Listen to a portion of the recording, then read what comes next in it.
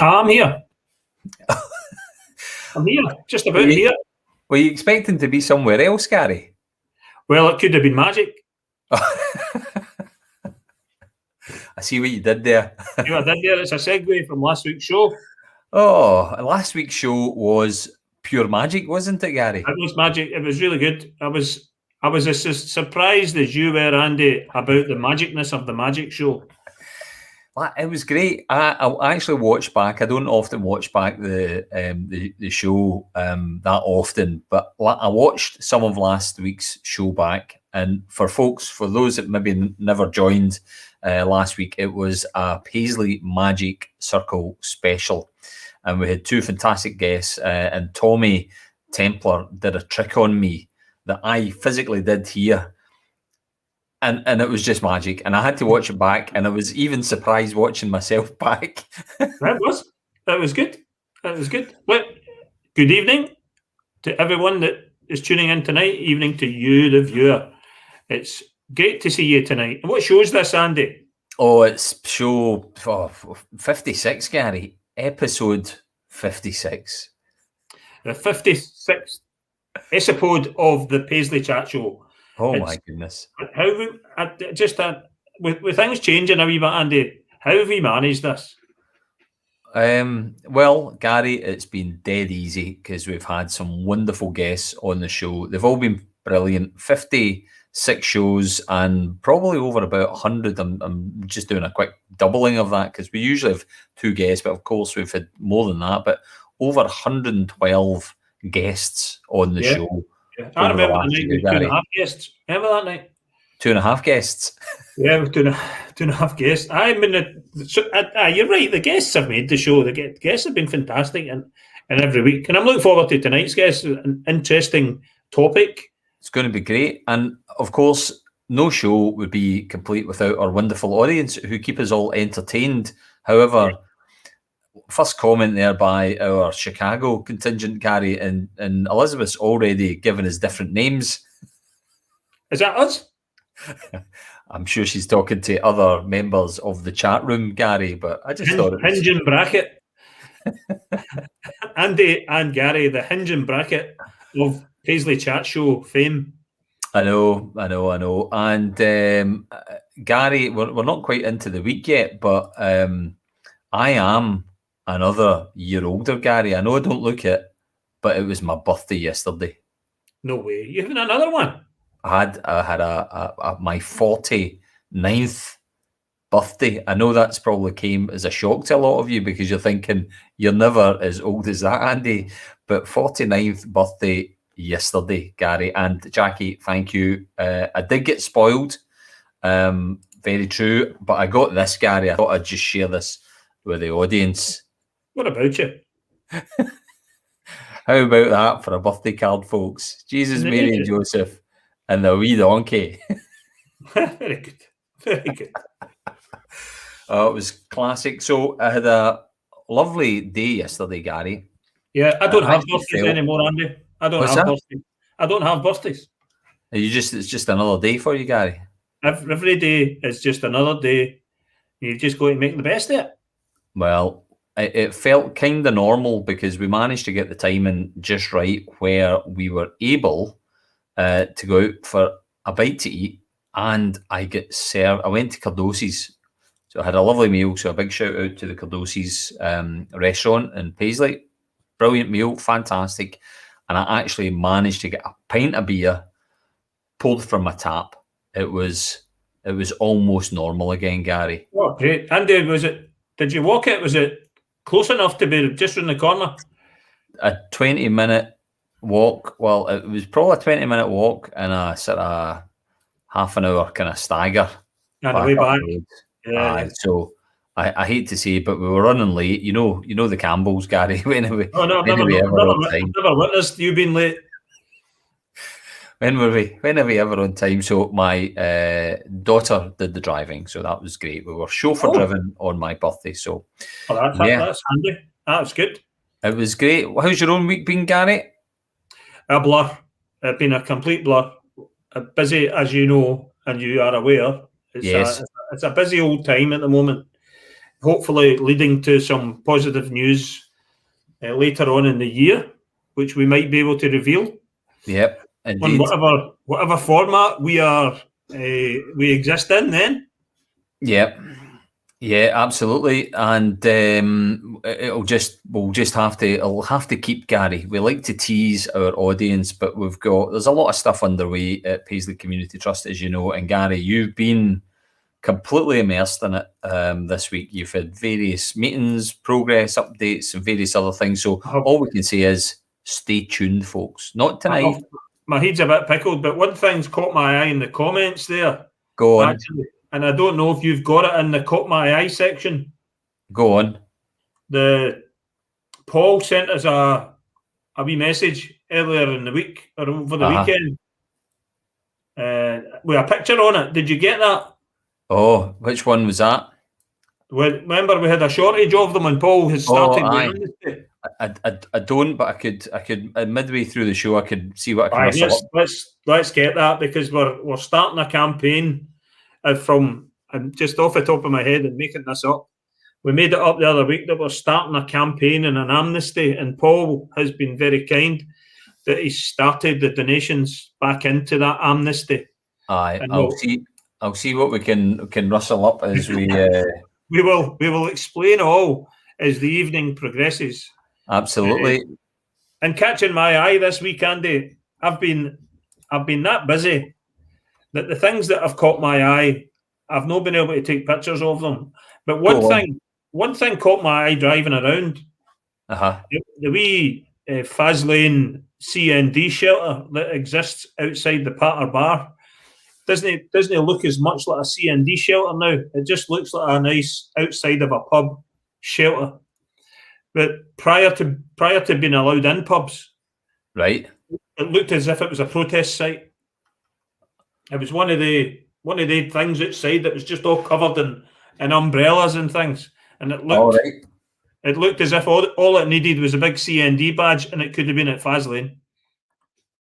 I must have missed that. You didn't take a picture, Gary? No. I was driving and I forgot. I forgot actually that Wednesday was. In fact, I thought the day was Thursday for some reason. I looked at my diary and I thought, why is it Wednesday? So you thought today was Thursday, so you must have thought you'd done a chat show last night. I didn't enter my head. You know, I've been a bit frazzled with things going on. I know. COVID can do that to you. Well, what else caught your eye this week, Gary? What other things have you picked up on in the old social media or internet? Nothing. Well, hundreds of stuff have caught my eye that we probably shouldn't talk about on here because it's been just dreadful. So I'm not going to talk about. We'll stay positive. A couple of things have caught my eye then, Gary. All right, let's see what caught your eye, Andy. On the old internet. Now, you know, over the past number of weeks, we've been kind of going a wee bit heavy on Marks and Spencers. Yeah. Well, that caught my eye. Deserting the high street. Yeah. Leaving nothing behind as such. And the impact that's going to have on our community. And, you know, we'll as the expression goes, we'll get over it when we fall over it. And I think that's going to be a while. However, in the interest of balance, Gary, because I think that's fair. Yeah. We've got to try and be impartial. In the interest of balance, this caught my eye. Why have we got to be impartial? Who's making the rules up here? Well, you know me, Gary. I like to be relatively fair. Hold on a second. My tea delivery's just turned up. I don't believe it. There's something on the screen that M&S announced opening day of new food hall following high street store closure. Yeah. So that's the balance. So M&S are opening up the top of Renfrew Road. After, correct, closing the high street store. So I just thought I'd let everybody know if they are interested in going, that this new facility for Marks and Spencers opens up on the 26th of May, Gary. Good. £2 for a mojito. £2 for a wee tin of mojito. But the interesting thing, I don't know if you can see that on the screen, but the store's manager is called Kirk Russell. He's changed his career path slightly, hasn't he? That the snooker boy. Kirk Russell. He played snooker. I don't know, Gary. Well, who'd you think he did? Oh, now that I've said that, I'm now doubting myself, Gary. Kirk Russell was a Canadian snooker player. Is he? Well, he's now a store manager. I'm here to be proved wrong. He's now a store manager at Marks & Spencer's. Look, got a cup of tea, Gary? Kirk Russell. So if it was Bill Werbenick, I'd have definitely been a snooker player. That would have jumped out. But somebody will tell us, who's Kirk Russell? It's Scottish Kirk Russell. Kirk Stevens. Kirk Stevens was a snooker. Yeah, but Kirk Russell's the Hollywood actor. Doing what? What? And what? Is that him that's with Goldie Hawn? Still? Aye, correct. What did he do? He fixed her boat once and she fell off it. What's that movie? But Kirk Russell, it was a play on words. Oh, Bird in the Wire. He's been in some rubbish films, Kirk Russell. He's now managing Marks & Spencer's in Paisley. As well as being a well-known Canadian snooker. Absolutely. Hey, the randomness of the Paisley chat show. Oh, so what else caught my eye? So that was a bit of balance with Marks & Spencer's.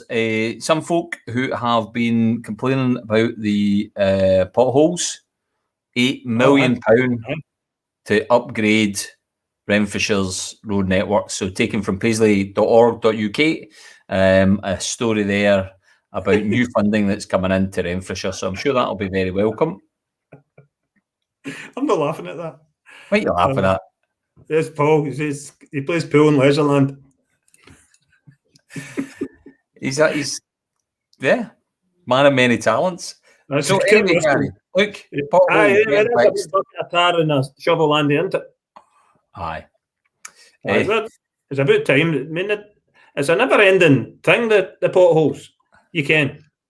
Aye, exactly. And then do something about them. If they put in the small print what they're doing with Renfrew Road and the white lines that they're just zigzagging all over the place. Oh no, we know about that, Gary. If you talking about now, I know that this is something you wanted to talk about, Andy. Go on. If you see the white lines going down, is it Hawkhead Road? Oh, what's that all about? What's that like? I think all over the place. I think we'll put a wee curvy bit here, and then because it's a curvy bit, we need to come out 3 meters with another curvy bit for the cycle lane. Aye, cycle lane and parking and all of that stuff. It's bonkers. It's just absolutely bonkers. The number of near misses that I've seen going down Hawkhead Road, Gary, has just been staggering. Oh, I've not seen any near misses. I drive into the lanes deliberately, and I wonder what's going to happen. What's going to happen? You drive in the lane, you're in that lane. I was kind of zigzag out of them. It's diabolical. Right, 2 other quick things that caught my eye. Or yes. Maybe was it 2, 3? Well, I was here. Included. I was at Cardosi's, as I mentioned last night. But this was posted up on Facebook. The Allens, because we always talk about Castleveckis, and again, this show's about balance, Gary. Allens, another great chip shop institution in the town, has got new signs. Oh yeah, and it's been freshened up inside by the looks of things. That's a good chippy, actually. It is. So a shout out to the folks at Allen's, a real institution in the town. And this one also caught my eye. Another one from Facebook. I did a quick troll earlier on. I seen that. What is that? By the way, I seen that in passing. It is a bench. In fact, I think there's 2 benches going up at the RAH, and it's basically in recognition and commemoration of anyone that lost their lives during the COVID pandemic, and also to all of the NHS staff in Paisley and surrounding areas who have worked tirelessly. So I don't know if Paul Shaw. So basically, Matt Drennan and myself are delighted. So Paul Shaw and this Matt Drennan got behind this campaign, started this campaign, and got these benches together. So isn't that really great that folk from our community are doing that to recognise the hard work and efforts of the NHS? Very smart, Andy. they're very similar in style to the benches at the War Memorial in Largs. Right. If you've been down there, so if you go down to Largs, down to the kind of the left-hand side, way beyond the ferry to the left-hand side, there's a wee War Memorial park area. Right. And in there, there's a few benches that are like that. They're really quite something special, actually. Aye, and it's really important. I mean, these new benches we've talked and we've featured sort of the increase in vandalism across Paisley and Renfrewshire over the recent months, and kind of you when you see something like that going in, you just hope to goodness that no wee bam decides to vandalise that. So, folks, if you're up and down to the hospital, if you see folk, defacing it or whatever, just be on the lookout. Yeah, I hope they would be respected, Andy, especially for what it's for. But I mean, generally, you would hope that people's property would be respected. There are a few BAMs about, as you know, and it has been happening. Indeed. And the last thing that caught my eye, that's good. There you go. Fantastic, yep. Lynn. Very nice. Very nice. The last thing that caught my eye, which is going to lead into tonight's conversation with our two wonderful guests, because Paisley is becoming a fantastic destination now for production, whether it's television or film production. And there was a shout out earlier on the Facebook by Charlotte Daniel, who is looking for a location to do some filming. And I think this was on the Paisley Facebook page.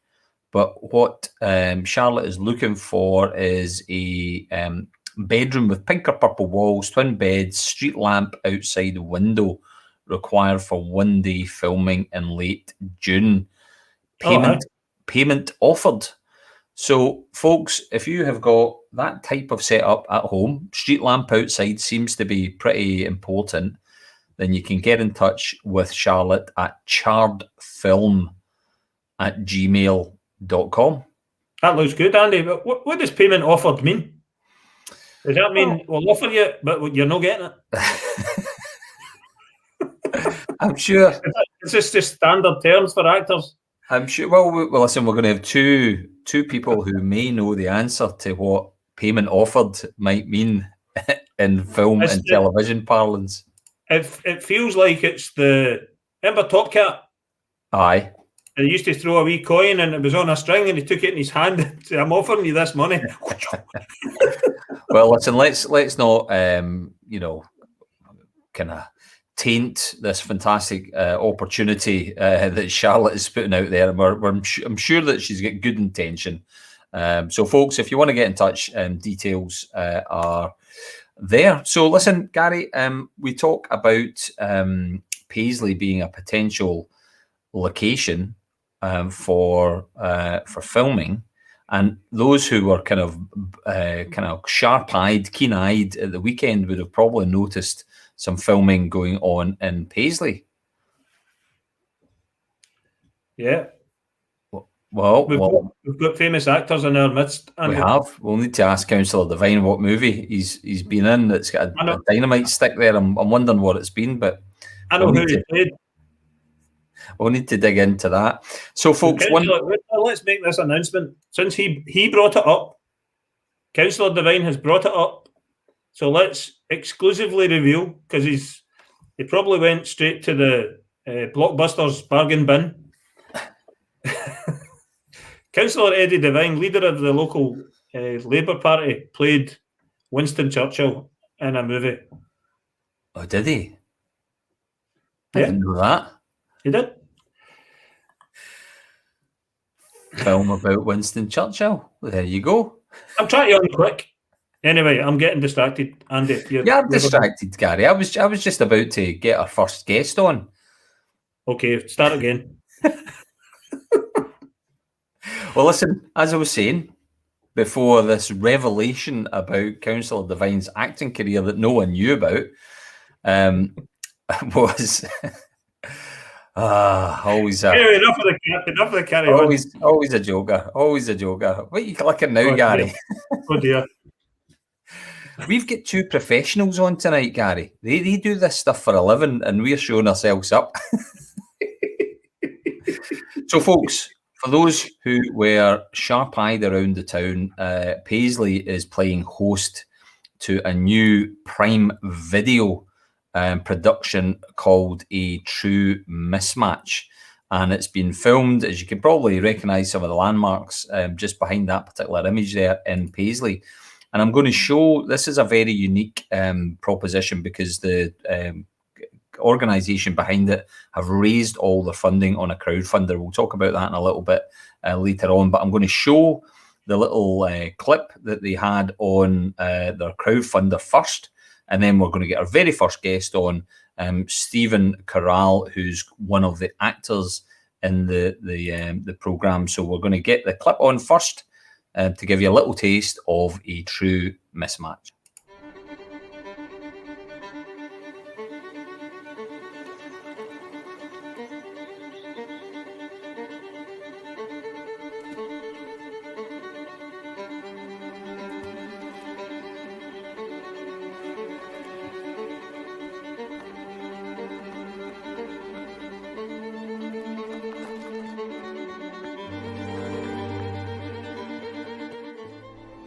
You find out what has happened to my daughter. Get your hands off me! Steady on, love. I'm only trying to help you. I don't need your help, thank you very much. Or it will be you that is punished. So what is it you do? What do you mean? What do you do for work? Oh, it's complicated. Really? Or is it because you're too embarrassed to tell? Do you want to just reach that way? Sorry, love, I didn't get your name. Alice. And yours? Harry. I'll see you around. Oi! Watch where you're going!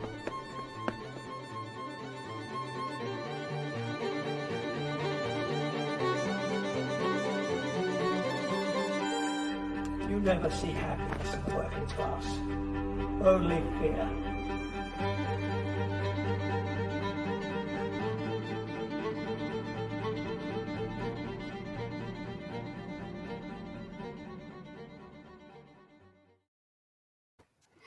Oh, fantastic. Well, joining us right now is Stephen Corral. Stephen, how are you, sir? I'm good. Thanks. How are you? Hi, Stephen. Great to see you in the show. Hi. Welcome. Hi. Thanks. Good to be here. Great, Yeah, Stephen. Thanks for joining us. That was a cracking trailer. It was good. It was Baltic that day, so I've got unhappy memories of being absolutely frozen. But it was good fun to do, and I think the backdrop and the scenery just lent itself to it. So fantastic. Good day. Yeah, great. Stephen, it's brilliant to see this type of production coming to Paisley, and it's great to see Paisley in the background shots and forming a major part of the story. But an introduction to yourself would be brilliant, Stephen. So tell us a little bit about who you are, your background, and you know, the story to date, if you like.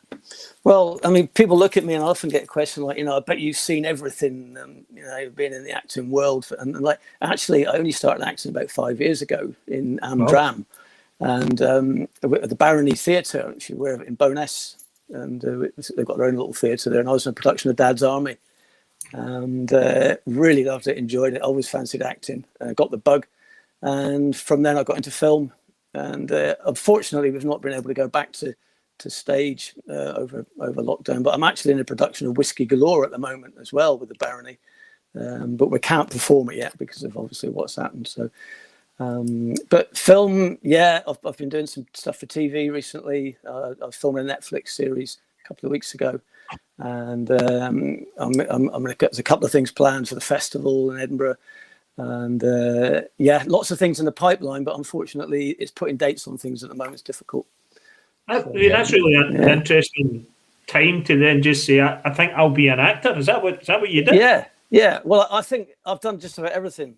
I've sold windows, I've sold ice cream, I've made bottle tops, I've managed hamburger bars, baked potato joints, made shoes, dry cleaning. I've done a lot of things. Been a piano tuner. Usual stuff. And a driving instructor. I'm actually a qualified driving instructor as well. So That's that can help pay the bills in quiet times. yeah, no, absolutely. A huge variety, Stephen, of different roles that you've had over the years. So, Yeah. you know, but acting, were you always into that at school, or was it really just something you did in the last 5 years? I did the nativity play. We did a couple of things at school. I remember enjoying it, but for a gap of about 30 years, I did absolutely nothing. I've been in a few bands and performed in a few bands and things. That was that's performing, great fun. But acting, I always fancied giving it a go, but I always felt a bit nervous about trying it. So if you want to give acting a go for it, and do it. Just what was the first step, Stephen, into acting? What was your first role? Was it a tree, or was it something a bit more dynamic? I did a year's part-time course with a company in Edinburgh, and during that we had to. A tree would have been easy, but we had to do soil. Oh, which was tricky. I know. Was the character named Pete? Oh, I like that. That's good. That's right. So no, I think for me it was like I say, the Dad's Army, the Barony. Amateur dramatics is a great way to get into it, because if you get someone that's got its own theatre, if you don't want to do acting, you can always do do the scenery, the lighting, sound. You can even work front of house if you want. You can even work behind the bar. If it's theatre set up like that, there's not many places, Amdram groups in Scotland, that have got their own actual theatre. A lot of them perform. They practice in the church hall, and then the week of the performance, they can rent a venue and go into it. But if you can get one that's got its own theatre, then it makes it even more fun. So film, you get into a lot of film through student films and helping out, and there's always students making films, colleges, and you cut your teeth. You find out a lot about filmmaking through that avenue. And, it's great fun. I mean, I was on a professional shoot a couple of weeks ago, but I knew just about everything that was going on through working with students and working on the amateur side of things. So it's just a matter of getting stuck in, finding out about it, asking questions, and working hard. To get what you want. And clearly you got the bug, and you've rolled your sleeves up, and you've had your radar open to all sorts of different roles. Tell us a little bit about this particular opportunity to take place in a true mismatch. How did you find out about it, and maybe what was the sort of audition process that you had to go through, Stephen? There's various casting platforms that you can subscribe to, and there's also things like Facebook, and there's pages, acting opportunities, that sort of thing. But this one I saw advertised, and I was asked. You normally get sent what's called sides, which is a little piece of script that you would act out, you would interpret, and you make a self-tape. So lockdown, for me and a lot of actors like myself, we've been doing a lot of self-tapes over lockdown. It's almost like a first audition. So you can set the tripod up in your room, get your iPhone, do the character. You do as many takes as you like. So in a way, it's quite good, because it's not like going into an audition room where you have to get it right first time. You can make a few mistakes and tape yourself, get the best take, send it away. And if they want to meet up with you or take it further, then they can. So that was what True Mismatch did for me. I went to the effort of growing this rather funky beard, which I thought was quite Victorian. But as a result, we're in between filming now, so I have to keep it all week. And it's a good job that we're wearing masks at the moment. Not that there's anything wrong with it, but it's about 100 years out of date. So I might set a trend. So got the part. Fantastic, because I've always fancied a period drama, and this one goes into detail because of the costume, the location, the place we film, the cast, working with the cast. It is attention to detail, and I think we've got it with this. Yeah. And it's a theme of its time. It's all about the class system in Victorian Britain, and how rigid that was, and how feared people were for of just falling out of it. No benefits, no unemployment grants or anything like that available for people then. If you lost your job, that was it. You were out on the street. Yeah. Without giving too much away, because I know obviously, you know, this is always a delicate balance the actors need to strike when they want to promote something that's going on without giving the game away. But can you tell us a little bit about it? And we'll hear more from Daniel as our second guest coming up. But in particular, the character that you play, Stephen. Well, it's about it's really essentially about two families. The Godfreys, and I'm Mr. Godfrey, and my daughter Alice, and there I am. Look, there's the funky, the funky beard is going on there, and the Shaw family, and Mary Shaw works at the mill, and Harry, who's played by Dan, is there he is, skulking in the background. He's got his eye on my daughter there. I was going to say there's a bit of romance blossoming there. Well, perhaps. you know, and it's what it's all about. Is this sort of relationship between the two families that really shouldn't be speaking to each other because they're totally different ends of the social spectrum. Yeah. And it's what happens when they meet, and all the drama that surrounds it and the characters. Mr. Godfrey is, I guess, you know. The guys working in the factory are frightened of losing their jobs, because if they lose their jobs, like I said, they're out on the street, no food, and it's probably the workhouse for them. But Mr. Godfrey's probably in the same boat, because I see him as a man that's worked his way up. He's got this business. If the business fails, he's probably going to go the way that, you know, he's going to be the same consequence for him. So he's quite a fiery character, but you can probably understand why. But in those days, people were treated very much as a commodity. Just rather than it was a case of, well, you know, 14-hour shift. If you don't like it, then hop it. We'll get someone else to do it. And, what year is it set in, Stephen? It's 1900s. So we're just at the turn of the last century. So is it related to Paisley at all, and a Paisley thread story? Because you mentioned a name there that's synonymous with Paisley and thread and witches, actually, with the name Shaw. We're right. We're it's based in London, so it's a London based sort of drama. So no, I don't think there's any. I mean, Dan might prove me wrong, but no, I think we're sort of setting it probably in the middle east end of London or something like that. We're trying to recreate that. So is it in Paisley? Because obviously we were chatting earlier on. You're originally from Cornwall, is that correct? I am, Stephen? yeah. And then you're now staying through in Edinburgh. So is this the first time you've been through to Paisley to do any professional work, or do you know the town quite well? I used to work in Paisley. Because this is a.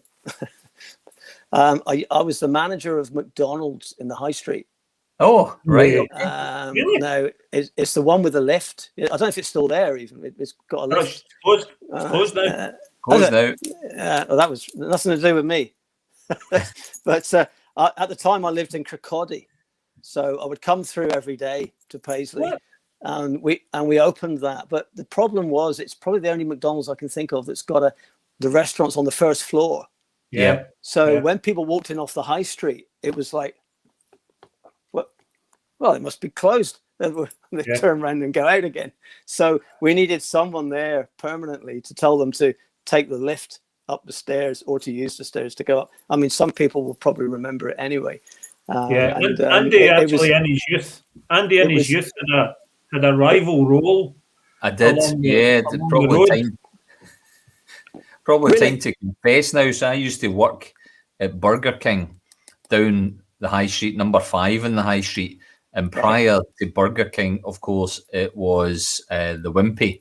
And I have confessed on the show before that part of my job was occasionally to dress up as Mr. Wimpy. Mr. Wimpy. That was, Now, I opened the the store in Edinburgh. I was there on opening day in Princess Street, and Mr. Wimpy came in. Andy, That wasn't you, was it, Andy? I don't ever think I went as far. You didn't travel. You didn't travel No, on the I don't trains. think I ever went as far as Edinburgh. I would venture as far as St Munbray and occasionally down to the Piazza, but you would do that on a Saturday, and of course the local football team support would see Mr. Wimpy as a target, and the goal was always to try and roll Mr. Wimpy down St Munbray, and thankfully I wasn't victim of that particular prank. But yes, Joan, I was Mr. Wimpy. Andy, did you ever head up to McDonald's to get a bit of rivalry going on? Well, I think by the time that McDonald's opened, and Stephen, you can correct us on this, I think by the time that McDonald's opened, it was Burger King. And in that case, it would have been Kid Vid was the character at Burger King. Yeah. That was where, you see, we had Ronald McDonald. Oh, you did? But the thing is, we would scoff at Wimpy, because if I'm right in saying Mr. Wimpy costume was kept just in a cupboard somewhere, wasn't it? And you took it out and put it on, So if the manager was feeling particularly evil, he would choose you to be Mr. Wimpy for that day. But Ronald McDonald came once a year. That was like Santa. The Ronald visit was a highlight of the year for McDonald's restaurant. Who knew the conversation? Who knew this would have took this turn? Ronald would terrorize you, because he would pick on individual crew members, staff members, and make them do stupid things. And we were talking about scary clowns last week. Ronald McDonald's a kind of scary clown. He's pretty scary. Remember, we were talking about clowns last week, and the It and my balloon. Where is it? It's still there. Yeah, it's looking rather deflated, Gary. It's starting to go that shriveled up way. Well, Ronald. Anyway, what about the balloon, Gary? Never thought that connection, Stephen. I said, what about the balloon, Gary? You're slow tonight. And I wouldn't even go there. So, Stephen, I think Gary was going to ask you a question, because I wanted to jump in on another question as well, but you go first, Gary. I wasn't even thinking about walnuts. Is that what you're doing about? The Paisley connection is really interesting because we've had a number of people on this show, and no matter who they are or where they're from, they make a Paisley connection. So it's really interesting that you know a bit about the town. And so did you recognise any of it or any change when you come in and you were acting? If I'm being honest with you, I think I used to park my car up around where we're filming, but that's about it. I can't remember much about where, because you visit places after a couple of years of being away, and you totally forget. I mean, I lived in Kirkcaldy for 6 years. I went back there recently to pick up something I bought off Gumtree, and someone put a roundabout here and another one over there, and there's a new housing estate up there, and you're totally. You thought you knew the place. So it's the same when I came back to Paisley. Didn't really know where I was. I didn't even know those two railway stations. I was also going to ask about the process of filming and how long filming might take, and how long a shoot takes, and what it ends up as. And so if typically it's a 5-week shoot and that's half an hour's worth of filming, what is it for this one? Well, we're filming 4 days. And we're talking, it can be from 8 until some of the scenes were shot into midnight or 10, 11 o'clock at night. And we're doing that this weekend actually. So you got 4 days worth of film there, and I guess we're looking for a half an hour, maybe that's a 20-minute or half an hour program. So it's a long process, certainly. So, but you're kept. The producer will keep you right. Keep you on your toes, so to speak. And that continuity as well, Stephen. Looking at that picture of you earlier on, I'd imagine the continuity guys is going to ask you to trim your beard.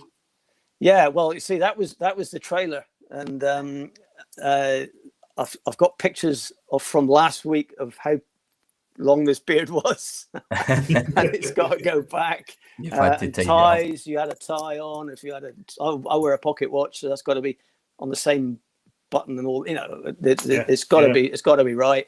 So you're dead right. because there's a whole crew of folk out there that are waiting to see if they can spot the continuity there's errors. eagle-eyed people. Yeah, but you've been filming in Paisley last weekend, and you're filming in Paisley this coming weekend. And just before we finish off, then, Stephen, have you been enjoying your time filming in Paisley? Have any of the folk that came along to see you, have they been very supportive, and have you enjoyed the wonderful architecture and heritage and history that you've been immersed in? Well, once my sat nav got me in the right after I've been round in circles 5 times on Saturday afternoon, and I thought, yes, it's been marvelous. I mean, where we were filming there was a pub down the road that had just opened its beer garden that afternoon, and there were some great people in there supporting us, and wondering what these guys were doing, walking around in funny costumes in the middle of the Saturday afternoon. But super stuff. So, we had the pantomime special on, and we had the pantomime dame wandering around Paisley in full pink PVC. So you can there's been a few funny looks for sure, Stephen. Stephen, it's been an absolute pleasure to have you on. I didn't realise we would end up talking about burger rivalry within the town, but hey, that's where we got to. It's everywhere. I like that. That's a cracker. Listen, Stephen, all the very best. I hope you continue to have a good shoot and everything goes well. And we're going to be hearing from Dan shortly. So he's going to be able to tell us all about when we should expect to be able to see it and where we can see it. But for now, Stephen, thanks so much for coming on, and we'll wish you all the best. Thanks, Stephen. Thanks, guys. Thanks a lot. Thanks. All the best for the rest of your career. Well done. All right, see you, thanks. Stephen. Cheers. Bye now. Bye. There you go, Gary. See you and your Mr. Wimpy. Hey, listen, I'm working on something right now, Gary. So we might have a surprise for some folk later on in the show. You'll need to stay tuned, folks. Oh well, should I shut up? No. Just go. Just keep going, Gary. Because that Photoshop gets everywhere. Oh dear. Well, if I can keep going on a wee bit of this and a wee bit of that, let's see what we can bring to the fore a little bit later on. But where are we in the program? Intrigued me there about Stephen, and we've joked about it before, Andy, when Julia come on talking about the witches trial. Yes. And getting into a movie and us getting a part. Why not? Well, why not? If they're looking for two rugged, handsome, bald gentlemen, then we're no bother. We're there. But the wonders of technology. Are you looking for a period hair weave, Gary? Is that what you're thinking? No, I'm going to get Stephen's top hat. That'll be the business. I could imagine, Stephen, he does carry off a really good. I mean, you wouldn't want to cross with that character. That looks pretty stern. He's definitely nailed that look, and the top hat looks great. I think he's just stood in something. Maybe we should have asked him, Gary. We should have asked him. Hey, Stephen, you're a happy-go-lucky guy, but what happened in the church parade there? What happened? Method acting, Gary. That's what it is. I'm sure that was. I was going to share my experiences of acting, Andy. Oh well, we've had revelations tonight with Councillor Devine being in a movie, and you've got some acting experience as well, Gary. No, I haven't. But when I've picked up, you watch documentaries and you watch folk talking about it and the difference between movie acting, which I think is you're meant to be far apart from folk, right? And TV acting, you go really up quite tight to folk, and if that's true, I've noticed it. So see if you watch the soaps, it's not happening now because everybody's social distance. They're all doing different camera angles. But see when things are normal and you see a TV show and people are talking, they're really, really close to each other. And see when you see a movie, like Big Sean talking to Catherine Zeta-Jones, right? They're far apart. Oh, Yeah, there you go. I could just do that. I could do it. I just go on the set. is that What not kind of thing is it we're doing today, guys? Is it a show? Is it a TV show? No bother. close? No bother. Or is it a movie? Oh, okay. No problem. Is that no, Gary, the fact that whatever was shot in 16:9 format, and then when it appears on your 4:3 telly, it's just zoomed in a bit? Is that what they do? No, it's about distance. Well, listen, we're going to be coming to Daniel very soon, who is co-writer and producer of A True Mismatch. And those technical questions we'll be able to put in his direction, Gary. So without further ado, I think we're going to get Annette on to do our question of the week. She's been waiting patiently in the black and white room. So Annette, how are you? Hello, Annette. Hello, Annette. Hello there. That's only for TV, Annette. Oh, you sound bonkers. Oh, Annette, how's your Amazon delivery driver? Is he still waiting there? Yeah, he's still waiting. He's delivered me some nice flowers today. Oh, fantastic. He's getting a bit closer. It's freaking me out. Have you changed his name to Yorick? No, he's still Frank. Still Frank. Still That's Frank. okay. He's not got his balloons tonight, though. No. He's feeling a bit naked. Aye, his balloons are shriveled up, Andy. Aye. I was just laughing at the McDonald's and Burger King competition that you had in Paisley. I used to work for JFS in Paisley, and we had the same sort of thing for Jeanster. Oh, was it? That's right. So you did. I'm going to actually do something right now. I might have dodgy internet for about 5 seconds, but don't let that get in the way of questions. This is a surprise, Andy. This is a total surprise. What's going to happen? You'll need to wait and see. It'll be a surprise for me if I get it working, Gary. Right. So do you remember? And you're too young to remember Chelsea Boy. Oh yeah, no, I'm too young for that. Chelsea Boy in the Piazza. No, not too young. No, don't know that one. Used to get my Pepe jeans out of there. Pepe jeans, remember that? And you got a little keyring with your Pepe jeans, didn't you? Oh, I didn't get a keyring. No. 2 for 20. 2 for 20. You used to get 2 pairs of jeans for £20. Sold hundreds of them. No. Pepe jeans out of Chelsea Boy. Is that the way to go, Gary? So have you done what you were wanting to do, Andy? While I padded. That's okay. No, you're fine. Let's keep going. Let's get on to question of the week, and then I'll work on this in the background, and we'll surprise everyone later on in the show, Gary. It's going to be a surprise. So last week, Annette, we missed you because you were busy and you were working away. But now you're a bit more free time, and we've not got an answer this week, so we're not going to ask you to reveal anything. No. But it was quite interesting about you mentioning the film destination stuff and the fact that Paisley is becoming a little bit more popular in terms of these sort of things and the creatives, and we're actually able to bring people into Paisley. So my question this week is really about the fact that we're starting to reopen again, and we can travel across Scotland and we can go to different places.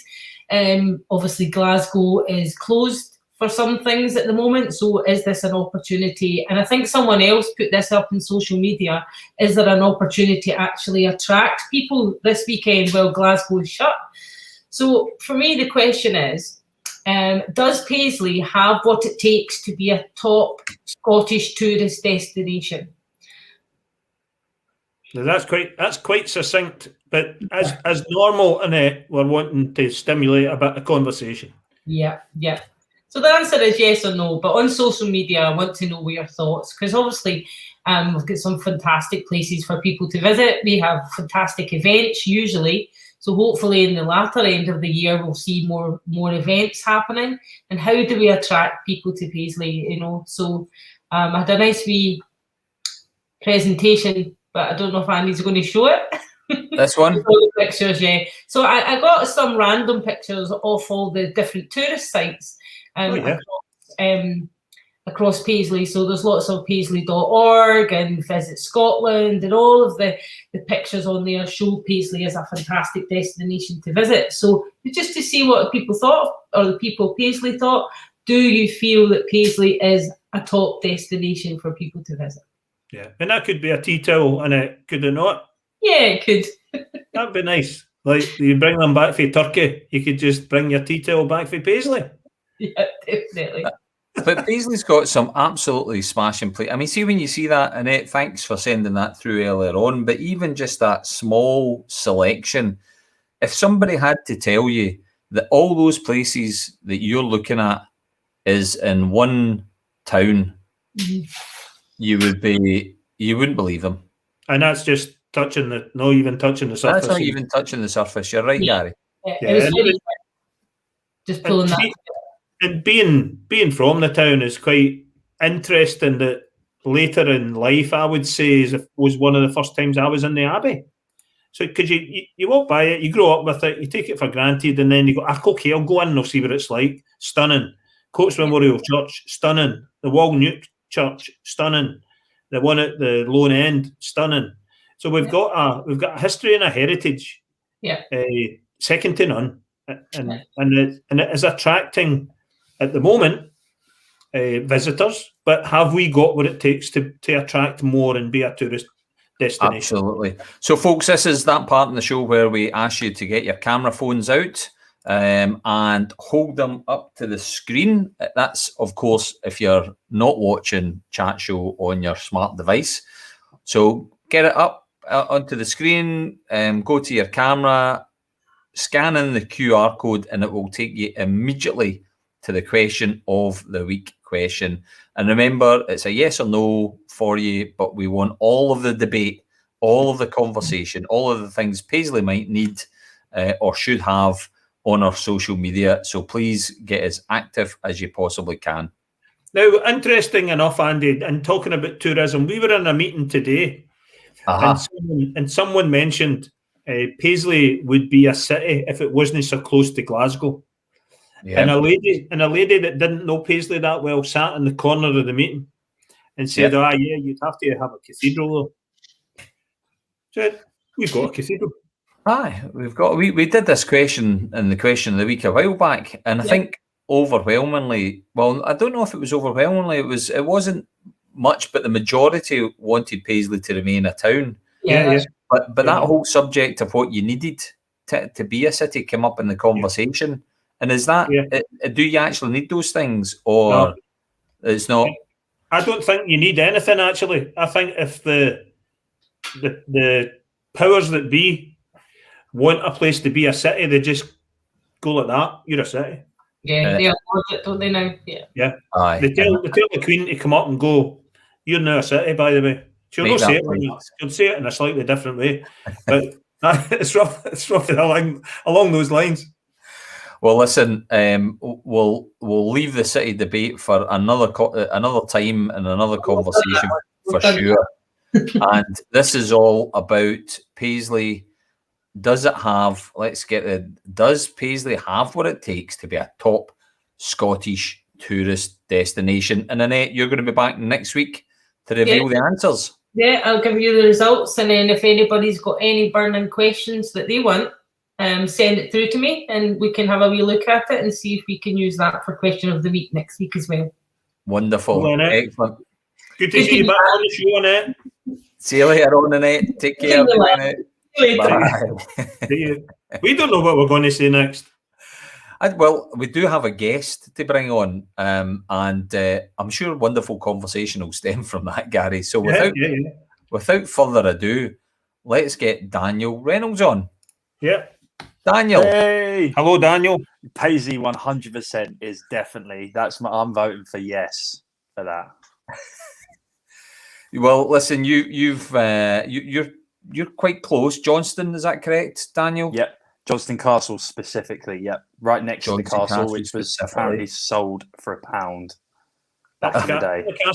Up the castle, as they say it. Yep, up the castle, up the castle. Up the castle, yeah, okay.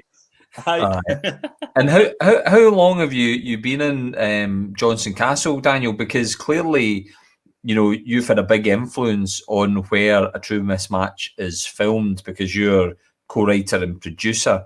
So, was Paisley always the obvious choice for you, Daniel? Yeah, 100%. Because I've lived in Johnston for 10 years actually this year.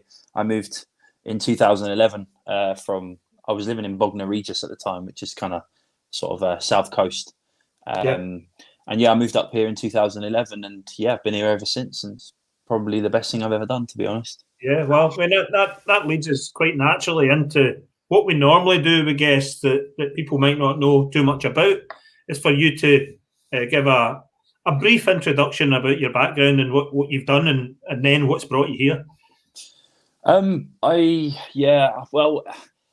originally from southwest London, sort of Sutton, Surrey, kind of Croydon area, if any of you guys know where that is. And I hope Daniel, I think I've seen his younger days. just to balance up the burgers, Daniel. That's okay. Why not? I lived in London till I was about 16, and then moved up to Scotland originally in 2008 for like a couple of months. I really didn't like it. My mum moved to Linwood actually from London to Linwood. It was a big difference, let's say. So I didn't really like it much, and I went back down and then came back up in 2011. And as I said, I've been here ever since. I got into acting literally the same as Stephen, like 3 years ago. I studied 4 years ago. 4 years ago now. Right. So I studied up at Langside College, south side of Glasgow, and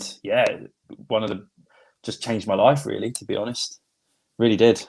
Oh, I've came to this show tonight with no preconceptions and understanding of the lead in to becoming an actor, never mind a co-producer or a writer.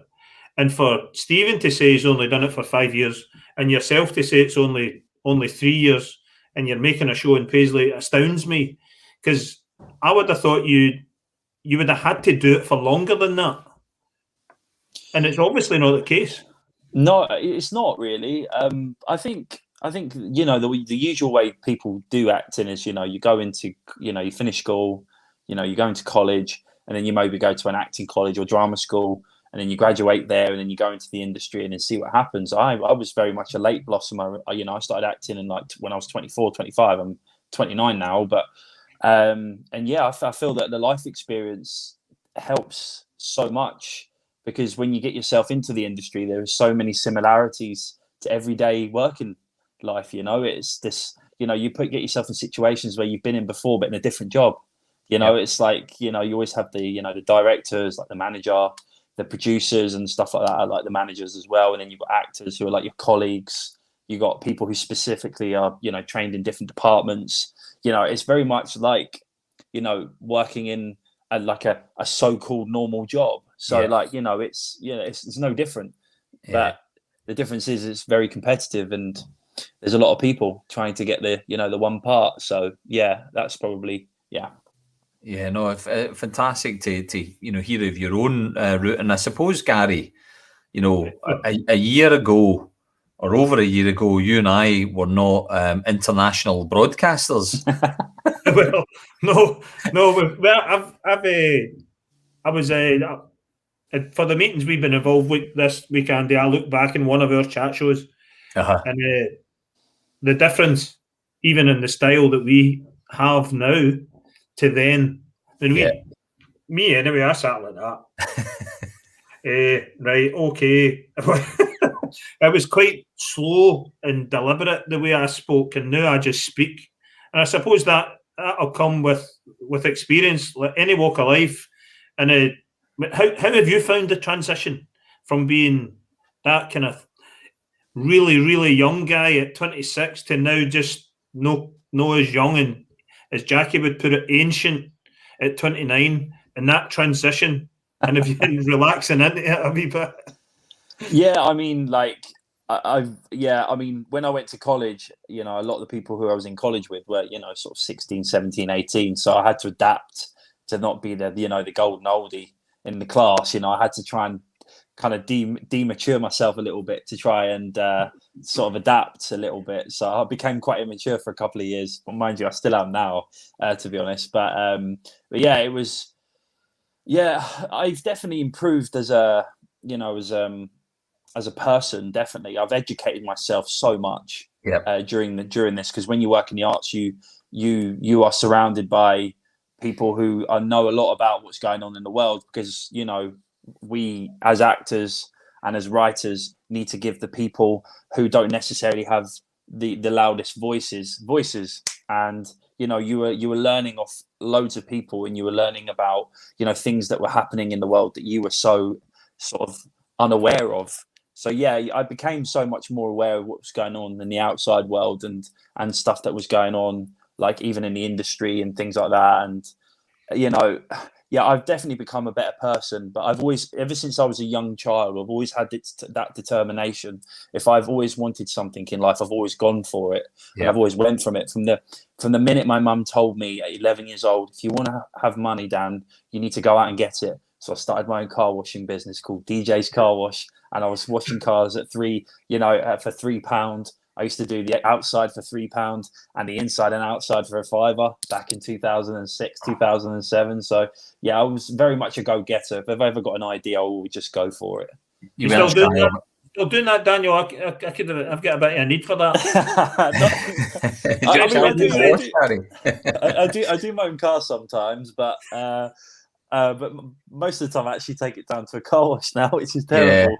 Well, listen, Daniel, obviously you've moved on, Daniel, from washing cars to now being co-writer and producer of this new production that you're working on, A True Mismatch, which is a Prime Video production that you are, or any Think Films are producing. Is that correct?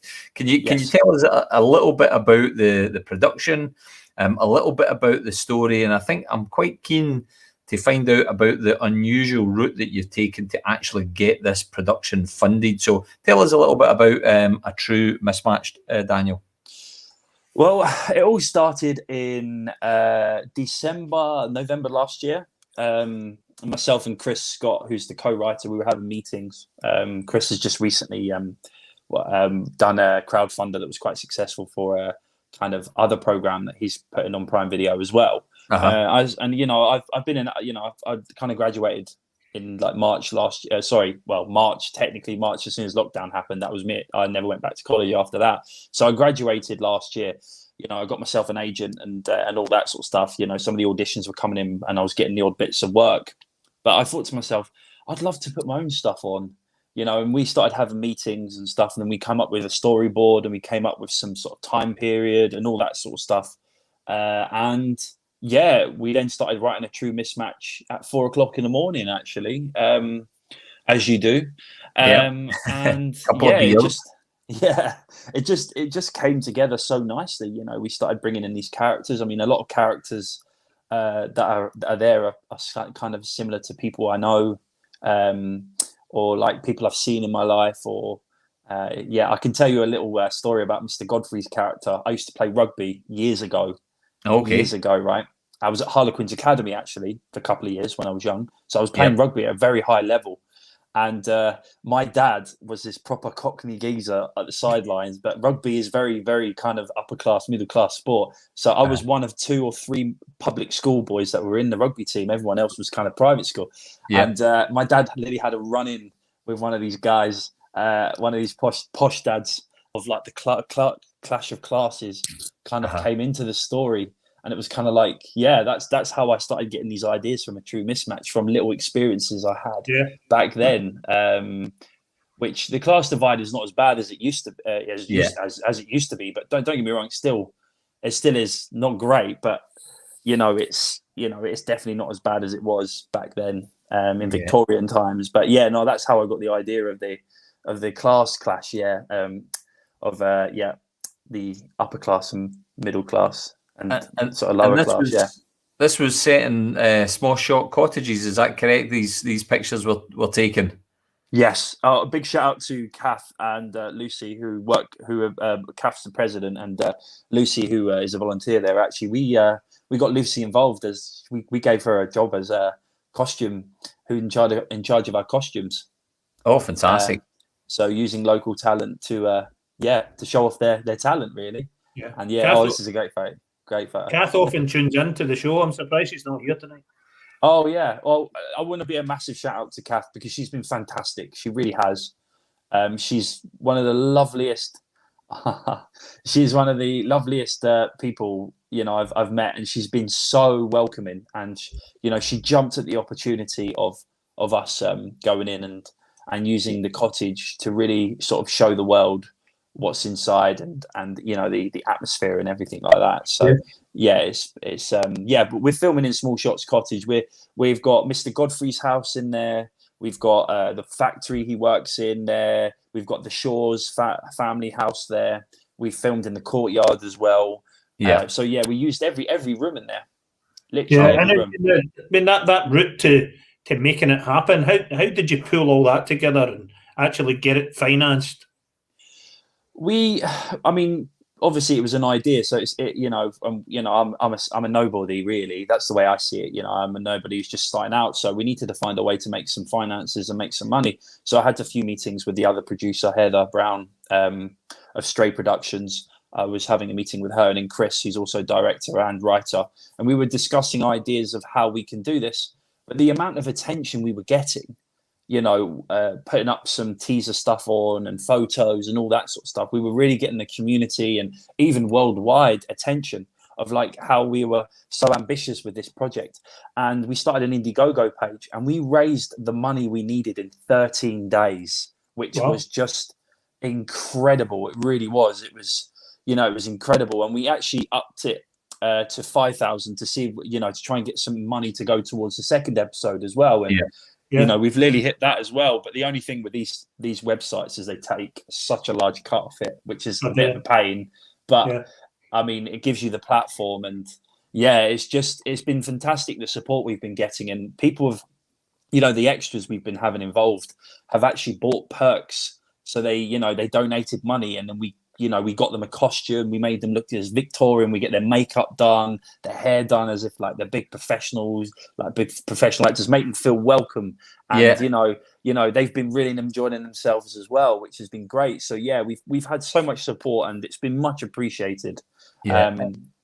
And you continue to fundraise, Daniel. So I've just popped up the link there. So that's still active. Presumably, anyone that's wanting to contribute to the project, are they still able to do that, Daniel? Yes. Yeah, we've just recently had a couple of donations recently. So that will just go towards post-production and the second episode as well. Because sometimes with these productions, you have a budget, but you might go over budget a little bit, or you might might go under, just depending, because there might be some obstacles that you need to get over financially as well. So you can go onto the Indiegogo page. You can still donate. It will still go into the production. So it's still very much open. So if you wish to donate, any donations would be much appreciated. Yeah, and that connection with Amazon, how did that come about, and how much of a platform does that give you? Well, it's believe it or not, with what not a lot of people know about is actually Prime Video really good. They allow you to put stuff on it as long as it's good quality.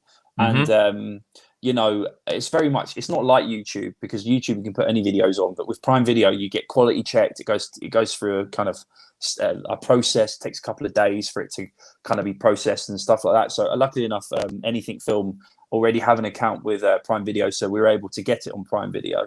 But it gives us an opportunity to really broadcast, because there's so many people out there that have Amazon Prime, that can go in and watch it. You won't have to pay to watch it. If you have Prime Video, if you have Amazon Prime, you can just go and watch it once it gets released. And it gives us, small platforms like ourselves an opportunity, because Netflix, if you're on Netflix, you'll be financed by Netflix. But Prime Video have allowed small artists like ourselves to really broadcast our own work, which is fantastic. So we're looking forward to that coming out and you guys seeing it. And I guess once you've got it produced and aired on Amazon Prime, you could potentially then try and sell it into other platforms and see if you can get some additional funding behind it, I guess. I think realistically, this we'd need somebody to come in with quite a bit of money.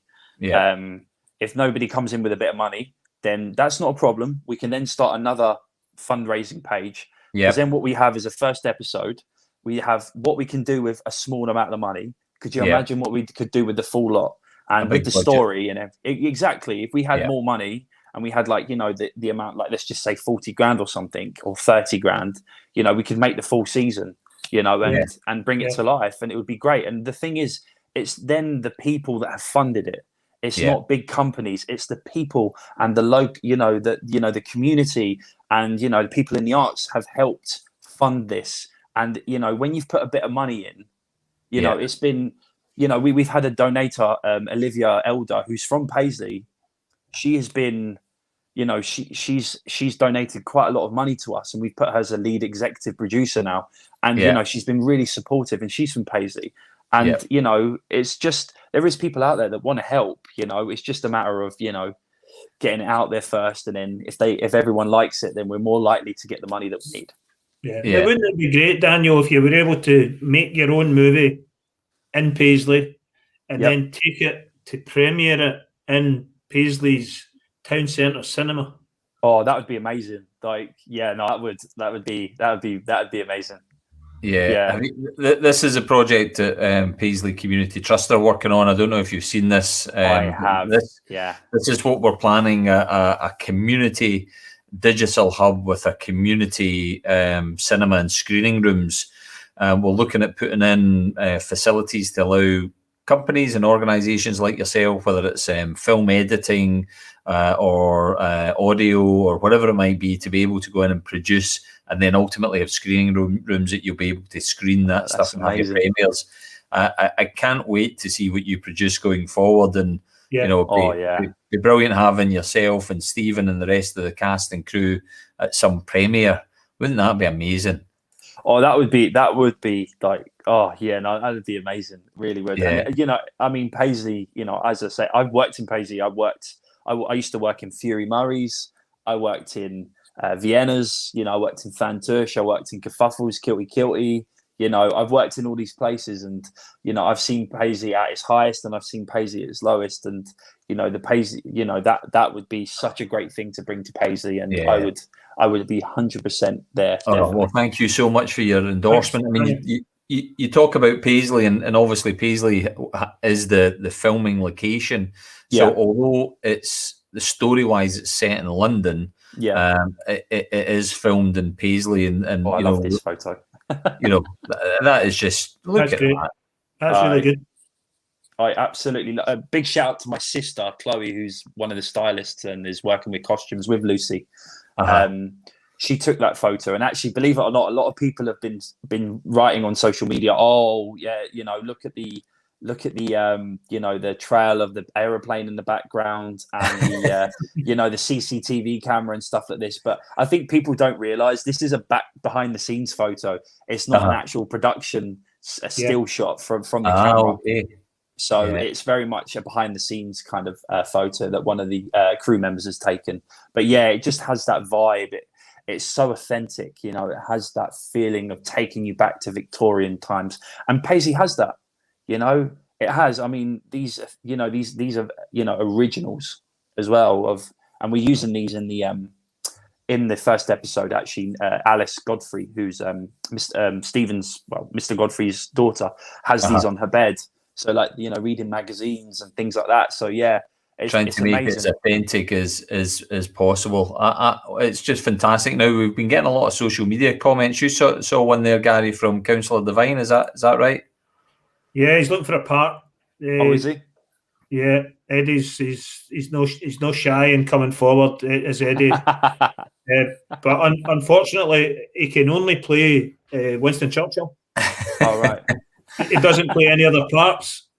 Yeah, that's it. Have you got a role for a Winston Churchill in this one yet? I mean, Daniel? Winston Churchill would have been alive during. I think Winston Churchill was born sort of late Victorian. So I think this is based between 1890 and sort of 1900, towards the end of Victorian era.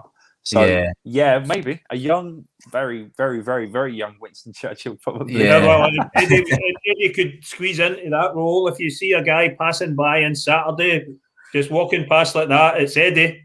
Yeah, that's it. Ruth Walsh. Oh my goodness. By the way, sorry guys. Ruth Walsh is one of the loveliest. She is absolutely. She's lovely. She really is. She was one of the extras at the weekend, and she looked Fabulous. I could literally name you all the extras. I could literally name you all of them because they've all been involved and they're all just as important as the main cast. They bring it to life. I said that to them the other day. I said, you guys are so important. You make it look from an amateur production to a real production.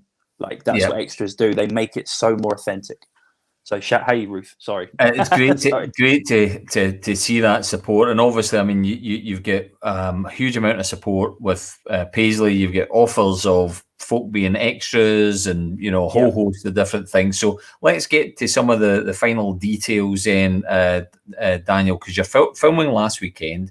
You're filming this coming weekend, and what is the schedule for post production, and then when are we likely to see it on Prime Video? Recap the timescale for us, Daniel.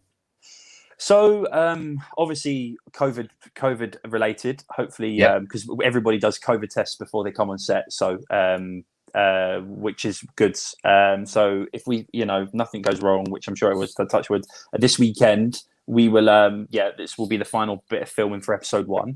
Yep. And then we'll go into post production, which will take us a couple of months. Yep. And then once it's finished, it will hopefully. So we're looking a couple of months. So we're looking August, September, hopefully. August, September. And how long is the first one going to be?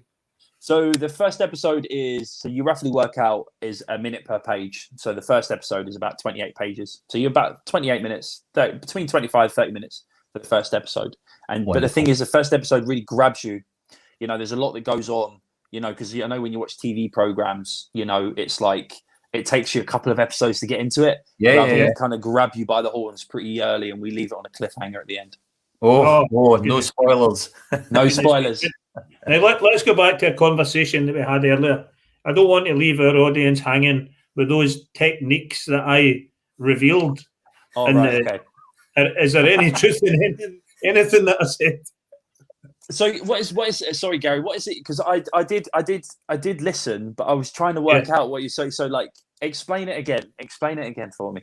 Right. So if I come onto your set and I ask you, what kind of thing is it you're doing, and you say it's a TV show, and we've all got to go really close and film really closely together. But if you told me it was a film, I would just go, right, okay, I'll stand back a bit more and let you film the scene. So is there any truth in any of my ramblings? I'm not sure, actually, to be honest. I thought you studied this, Daniel. Come on. I actually studied theatre, to be honest. I'm only in film recently, so. Well, theatre is a completely different genre. It is very different. It really is. Yes. Oh, fantastic. Daniel, you'll need to do a bit of research for us to put us out of our misery, but I will. It's been absolutely smashing having you on the show. We always love having great guests on. Yourself and Stephen, just such an interesting thing that's happening in the town. You've both got personal great stories to tell. Paul Stewart coming in with the love of your enthusiasm, which is great. Thank you. And we always say it's a guest that make the show, and we've had 2 absolutely smashing guests on this evening. I think from our point of view, Paisley Community Trust, we'd just like to thank you for choosing to do this in our town. I know you as we spoke through the week the other day, last week, then you were saying that you're getting good support from the council and things like that as well, in terms of all the kind of filming permits and things that you might need. So it's great to see that that's all been embraced with the town, the community, with the extras. And we'd just really like to wish you all the very best for the remainder of the filming, for your crowdfunding going forward. And we hope one day you and Stephen and the rest of the cast and crew will be having a film premiere at Pixels Paisley in the High Street. Yes, no, thank you. Honestly, thank you guys for having me. And I would like to also before I leave, I'd like to say a massive thank you to Renfrewshire Council, who have been, especially Paul and Graham, who work for Renfrewshire Council, who work on the road team and the permit team. Massive thank you to those 2 guys, because without them, they've been so supportive, and they've been very generous to us as well.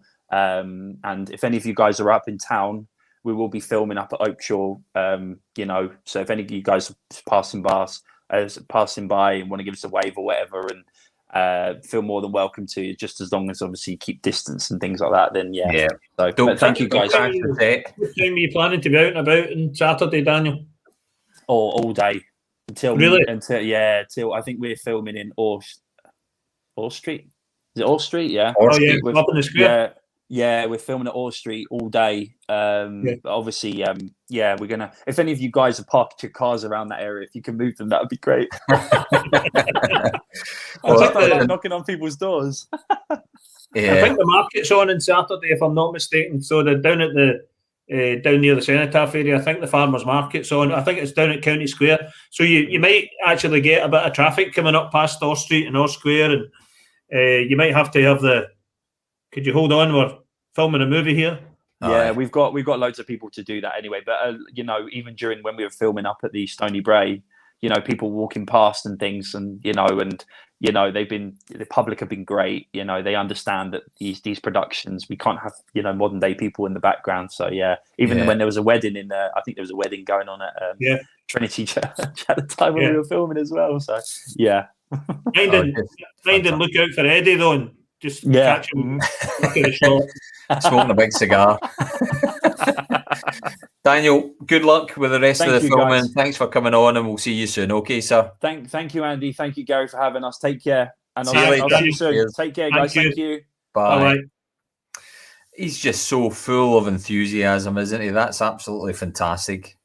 Yeah, I mean that's great to have the out the blue like that. People like Daniel and Stephen coming on the show, telling their backstory and their enthusiasm for their new art. I mean, I find that quite astounding that it's new to Stephen, it's new to Daniel, and they come at it with such enthusiasm. Yeah, no, it's brilliant. And Paisley as a place for filming. We've asked the question tonight about Paisley as a tourist destination. Annette made a great point about folk who are up in Glasgow or coming into the town. Filming going forward, absolutely, Gary, why not? And we've talked about the potential Paisley Witches trial being filmed in the town as well. So yeah, we know Julia's coming over in the summer, we believe, to look at locations for the Paisley Witch trial story. Yeah, which is going great guns over in the States, and all the awards that she's up for and the awards that she's winning for her screenplay staggering to the Paisley Witch story. So it seems to be a hotspot and can only get better. Aye. Well, listen, great guest as always. And we talked, I'm going to go back. You were talking about the whole filming thing, Gary, and I'm going to go back to the conversation I had with Stephen because we didn't realise that we worked at rival burger joints. And my wonderful sister has the do you know how every house has got a suitcase full of old photographs? Oh, yeah. You've got the guardian of the suitcase. Well, my sister is the guardian of the suitcase and has got all these brilliant photographs. And some folk were asking if there was any photographic evidence of me as Mr. Wimpy. Unfortunately, there's no photographic evidence of that. However, I hope you're all sitting down, folks. There is photographic evidence of me in my wimpy dungarees, Gary. Are you ready for this? Are you doing this? No way. No way. That should just be archived, Andy. Oh my goodness. Oh dear me. Trained to paint a smile on. Look at that. Would you buy a burger from that guy, Gary? Oh, you want fries with that? Come on over to my place. Hey, you were having a wimpy. Oh my goodness. Dear. Yeah, it was an absolute belter. So that was me. Goodness knows I must have been about 16, Gary. And my sister also sent me across this other picture, right? So you waiting for this one, Gary? Go on. Right. This was me. I was obviously the bouncer at the Wimpy as well, dealing with the local Paisley Bams. Oh, flipping heck. What are you playing at? That's a wee Yoko Gary from my karate days, Gary. But they're quite flexible in the red dungarees, Gary. I thought you were letting one rip. No, that's just no. You're not getting fries with your burger. So that was. Jeez, oh, getting to see Mr. Wimpy doing that with Ronald McDonald up on the high street in 1982. You needed to have those skills back in the day, Gary, or else the Love Street division would roll you down St Munbury. Aye, I know. I know. my brother was he for a wee while ran one of the burger joints out in Edinburgh near the Hearts ground. Aye. And his work sponsored one of the games, and he got into the game. All right. Aye, and they said to him, right, you can get into the game, you can come into the game, but you need to get on the park with all the gear on. So Stephen, as you know, is game for anything. He's like, I need more. We're on with the Hearts Rangers. We had the outfit. Get on. Paisley, don't you know? Aye. Well, then, listen, we've got more breaking news tonight. Aye. Councillor Devine was the panda once, apparently. Well, he's revealing that's 2 roles that Eddie's had. Panda. He's versatile. That was a costume drama, though, the panda one. I see what you did there. Like that? Hold on, we're clicking buttons. Now, Gary, if you look in the brand section, overlays 15. Yes. Can you see what I did there? Could you see what I've put up? Right. You want to talk about this? This caught my eye. So remember Santa was on, and we were talking about when the provost and her sister asked for a pogo stick each at Christmas, and Santa revealed that particular year. So Lorraine, the provost, says, look, we only get one. We asked for 2 and we only get one. Poor provost, her sister, distraught, had to share a pogo stick. And Santa revealed that particular year there was a pogo stick shortage, which was something that happened. It was a phenomenon that happened globally. So there was the elves and the makers of the pogo sticks. There was a shortage, and it was tragic because it came to Paisley and there was a shortage of pogo sticks, and the kids were distraught. But what we're wanting to do is we want to try and heal that wound, that 30 years of hurt, or however long it might have been. And we're having a pogo stick amnesty. So if there's anyone out there that has a pogo stick that's spare, we want you to bring it forward and donate it. And we've had the first donation of the pogo stick. So the pogo stick amnesty and donation process has started. It's not a crowdfunder. It's not one of these things that we're doing and we're raising funds for anything, but we are raising the bar when it comes to pogo sticks in Paisley. So thanks to Paul Stewart for the very generous donation for his pogo stick. So he's actually he handed it over the other week there, and he's distraught. But he thinks it's going to go to a better home. So we've started the pogo stick campaign. Anyone that's got a pogo stick, get in touch with us. We'll put it to a good home. Now, are we going to have on your bike collect these pogo sticks? Is that what we're going to maybe try and organise? Do they know that? That's maybe a good way of doing it. If there's pogo sticks, we maybe have a central point though. A central point that the pogo sticks need to go to. And Provost Cameron is maybe going to fall heir to the long lost pogo stick that she never got as a child. Well, you never know. It might be the one that she always kind of, that was the one I always fancied. And then we'll obviously get her on the show to demonstrate the pogo sticking action. We might be taking it a step too far, but step by step, Andy, and let's see how we get on with the pogo stick amnesty. Right. Well, fantastic. Fantastic. I'm just looking at some of the comments that's coming in.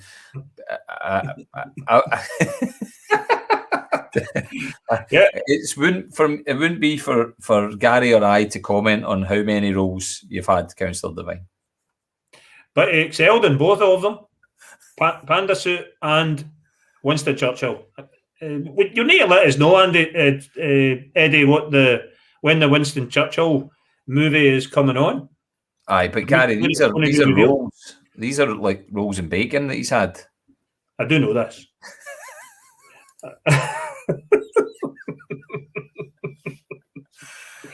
Oh, I fantastic! wasn't going to talk about baps or rolls or any other types of breaded, whatever it is. This conversation's gone a bit strange. What's going on here with the pogo thing? But it's great to start it off. So that's been another fantastic show tonight, Andy. It has been a fantastic show. Wonderful guests. So much great stuff going on in Paisley. And as you know, our job is to just give them a little bit of a platform. That's all we need to do, is give them all a little bit of platform. So hopefully you'll be able to pop along this weekend, check in on Stephen, Daniel, and the rest of the cast and crew of a true mismatch. And yes, Jackie, we are just about, well, you'll be pleased that we're just about to wrap up now, Jackie. Yeah. But Gary, before we do wrap up, we always like to know what's coming up next week. Have we even thought that far ahead yet?